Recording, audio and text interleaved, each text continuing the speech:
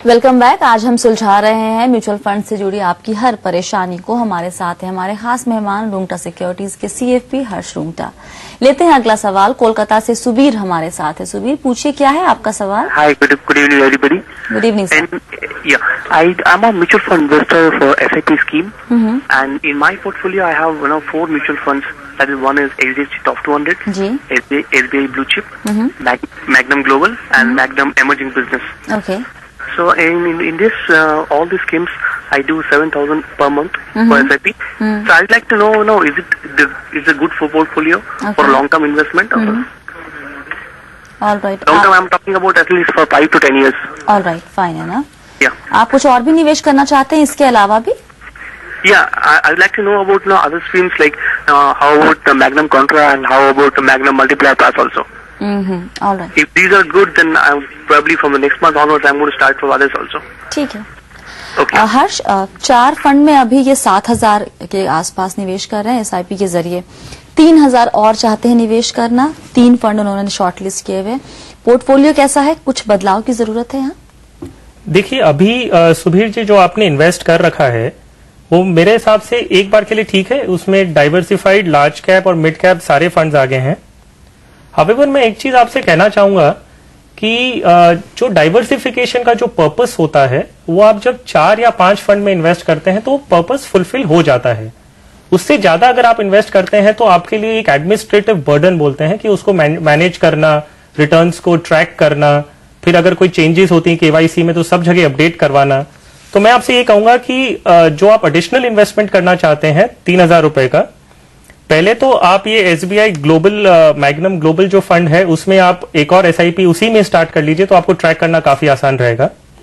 उसके अलावा जो 2,000 रुपए हैं वो मैं आपको सजेस्ट करूंगा, क्योंकि इंडेक्स फंड आपने ले नहीं रखा है और मेरा कहना हमेशा ये रहेगा कि अगर आप जो भी इन्वेस्ट करें उसका करीबन 20%, जो भी SIP आप करना चाहें उसका 20% आप इंडेक्स फंड में जरूर इन्वेस्ट करें, जो एक मार्केट मिररिंग रिटर्न्स देते हैं।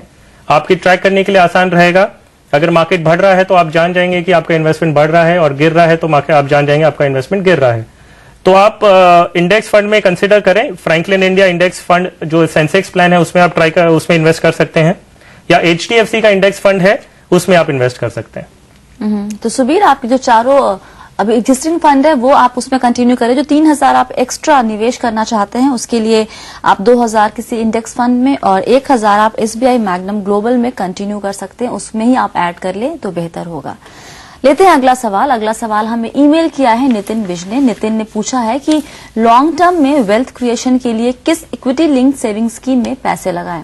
साथ ही उन्होंने पूछा है कि डिविडेंड री इन्वेस्टमेंट और ग्रोथ ऑप्शन में से क्या सही रहेगा।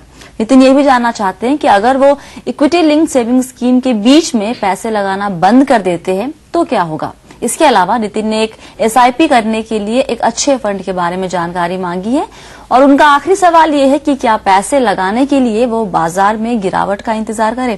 3-4 सवाल है। शुरू करते हैं पहले सवाल से इनका कि ELSS में पैसे लगाना चाहते हैं, ऑप्शन कौन सा ले, डिविडेंड री इन्वेस्ट या फिर ग्रोथ ऑप्शन। देखिए, जो डिविडेंड री इन्वेस्टमेंट या ग्रोथ ऑप्शन है, इन ऑप्शंस में आपको पहले ये देखना है कि आपका टैक्सेशन एंगल और पैसे की जरूरत कैसी है। अगर आपको रेगुलर फंड्स की जरूरत नहीं है तो डिविडेंड ऑप्शन शायद नहीं आपके लिए बेहतर होगा। लॉन्ग टर्म कैपिटल गेन्स जो इक्विटी ओरिएंटेड स्कीम्स में हैं वो अभी आज की तारीख में टैक्स फ्री हैं, तो उनको उससे वो जगह पे भी उनको टैक्सेशन पर्सपेक्टिव में कोई दिक्कत नहीं है।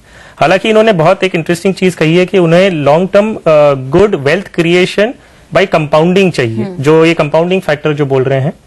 अगर आपको कंपाउंडिंग का इफेक्ट चाहिए तो डेफिनेटली ग्रोथ ऑप्शन ही लेना होगा आपको, क्योंकि उसी में एक ऑप्शन है जिसमें आप कंपाउंडिंग का इफेक्ट ले सकते हैं।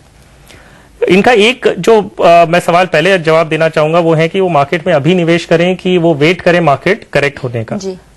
मैं आपसे नितिन जी एक ही चीज कहूंगा कि मार्केट में को टाइमिंग करने की इच्छा मेरे ख्याल से बहुत ही गलत है, क्योंकि अच्छे से अच्छे जो एक्सपर्ट्स हैं वो कर नहीं पाए हैं।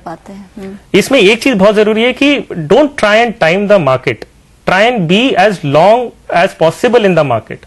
जो अगर टाइम एक फैक्टर है तो वो यही है कि आप जितना टाइम मार्केट में बिताएं उतना बेटर है। टाइम एंड रिस्क का इनवर्स रिलेशनशिप है मार्केट रिलेटेड। जितना लंबा टाइम आप मार्केट में रहते हैं रिस्क उतना ही कम होते रहता है। तो मेरी सलाह यही रहेगी कि आप मार्केट टाइमिंग ना करें और आप तुरंत इन्वेस्टमेंट करने का सोच लें और इन्वेस्टमेंट कर लें।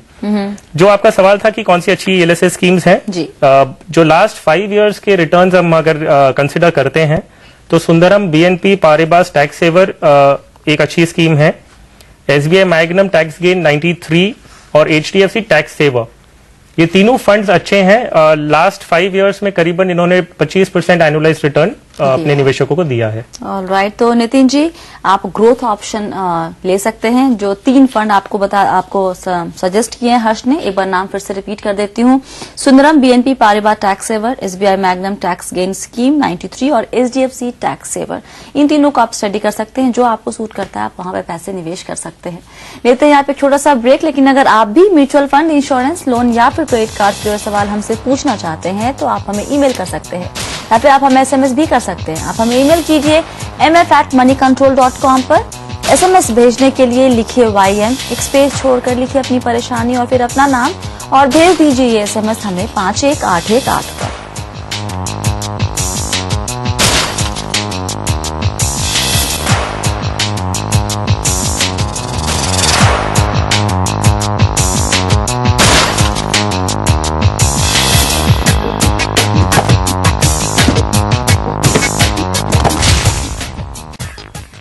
वेलकम बैक योर मनी में आज हम सुलझा रहे हैं म्यूचुअल फंड से जुड़ी आपकी हर परेशानी को। हमारे साथ है हमारे खास मेहमान रूंगटा सिक्योरिटीज के सीएफपी हर्ष रूंगटा। लेते हैं अगला सवाल। नीरज किशोर ने हमें सीधी एमपी से ईमेल किया है।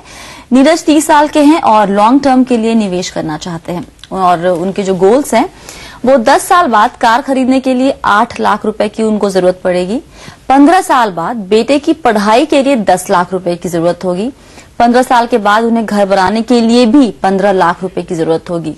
बेटे की शादी के लिए 20 साल के बाद उन्हें फिर से 5 लाख रुपए चाहिए होंगे। रिटायरमेंट के लिए इनफैक्ट 30 साल के बाद उन्हें 20 लाख रुपए की जरूरत होगी और मेडिकल खर्चों के लिए 5 लाख रुपए। नीरज की जो मंथली सेविंग है वो है 10,000 रुपीज। उन्होंने पूछा है कि इन जरूरतों को पूरा करने के लिए वो कहाँ पैसे लगाएं। हर्ष? नीरज जी, मैं आपके सवाल को 3 और 4 भागों में करूंगा। पहला, मैं आपका ये चाइल्ड एजुकेशन और मैरिज का जो ऑब्जेक्टिव है उसे सॉल्व करने की कोशिश करेंगे।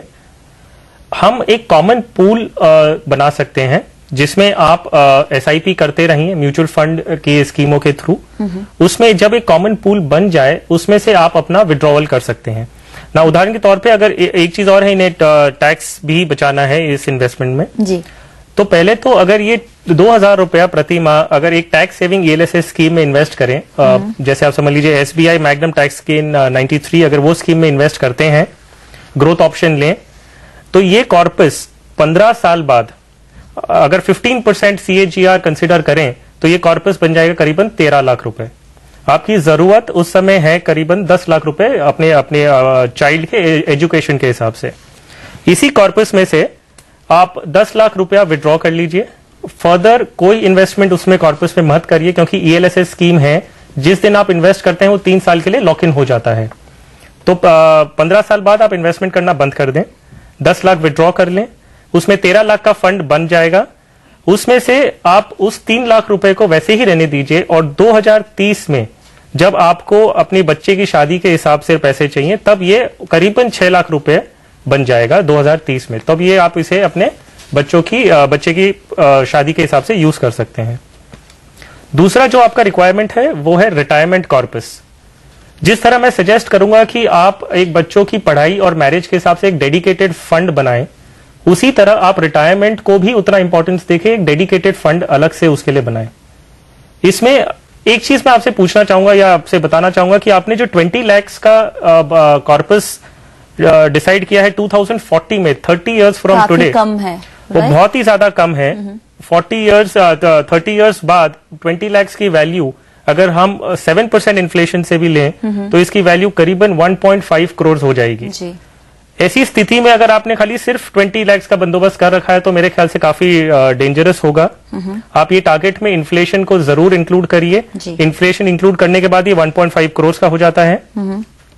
आप अगर 2,500 रुपीज, क्योंकि आपको टैक्स की बेनिफिट भी चाहिए, मैं सजेस्ट करूंगा आप एक और ईएलएसए स्कीम में इन्वेस्ट करें जो एक अलग डेडिकेटेड फंड हो आप HDFC tax saver growth scheme opt कर सकते हैं, जिसका corpus 30 years from today 15% CAGR के हिसाब से 1.7 करोड़ हो जाएगा।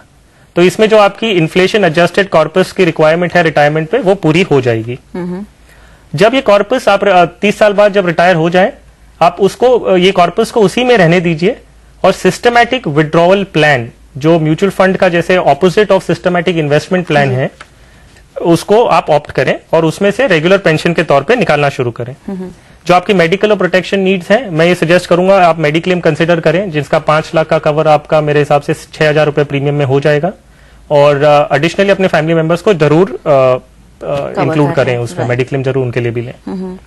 जो आपकी घर और गाड़ी का रिक्वायरमेंट है, आप 3,500 एक नॉन टैक्स स्कीम में डाल सकते हैं और उसे आप HDFC टॉप 200 में डालिए और या तो Birla Sun Life Frontline Equity Fund में इन्वेस्ट करिए और जैसे आपकी जरूरत हो उस समय आप उसको इवेल्युएट करें और जरूरत पड़े तो आप फाइनेंसिंग भी बैंक से ले सकते हैं। ऑलराइट, मतलब ये हर्ष की कितने भी सारे आपके फाइनेंशियल गोल्स हुआ, लेकिन अगर आप प्लान कर ले उसको तो उस गोल को अचीव करने में दिक्कत नहीं होगी। एब्सोल्युटली। ऑलराइट, तो आज युवा मनी में फिलहाल इतना ही। बहुत बहुत शुक्रिया हर्ष, आज हमारे दर्शकों के सवालों के जवाब देने के लिए। Thank you. आप बने रहिए CNBC आवाज के साथ। नमस्कार।